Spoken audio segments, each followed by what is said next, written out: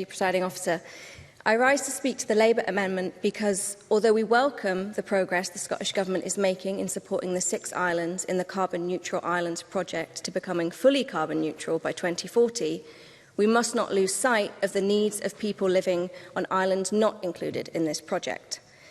As has already been said today, the cost of living crisis is hitting some island communities hardest, with extreme fuel poverty being highest among some of the islands not included in the project. And as we know, fuel poverty or any other aspect of poverty requires action on incomes.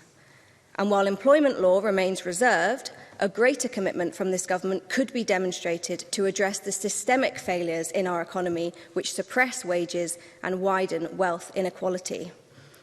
So that's why it's so disappointing that today's motion doesn't commit the government to investing in island services or to prioritising job creation and retention on islands. And it's why the Labour amendment calls for guarantees that a just transition for workers is included in all areas of the Carbon Neutral Islands strategy.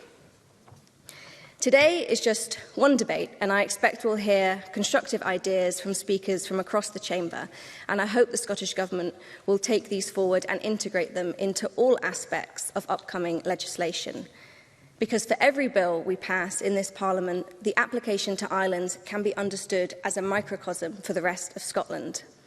If something works for our islands with all the pressures and difficulties islanders face, then making it work for the mainland must surely be achievable. Take the Circular Economy Bill, for example. This presents us with an opportunity to shorten supply chains, which improves food, energy and workforce security, among other areas, and that in turn can only increase the resilience of our islands, counteract depopulation and ensure they are places where people thrive and live well. But this takes planning, investment and a prioritisation of people over profit, of democracy over diktat, and of workforce investment over short-termist outsourcing. Presiding Officer, I've listened with interest to the speeches in today's debate because, unlike many, if not all, of the members who have spoken, I do not live on one of Scotland's islands, and nor do my constituents. However, it's important to stress the importance of sustainable island life to the rest of the country. As has already been highlighted, islands represent significant opportunities in renewable energy and economic development for Scotland. And they're also, of course, home to thousands of Scots with a history and culture intrinsic to life in the rest of Scotland. I've also benefited from the opportunity to visit some of Scotland's islands.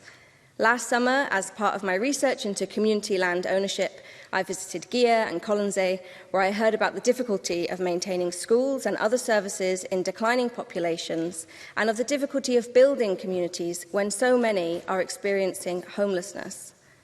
Yet despite these difficulties, I saw incredible determination and resilience. But that resilience doesn't relieve us of our duty. So I urge all members to support Labour's amendment, which reminds us all of our responsibility to islanders and to our path to net zero.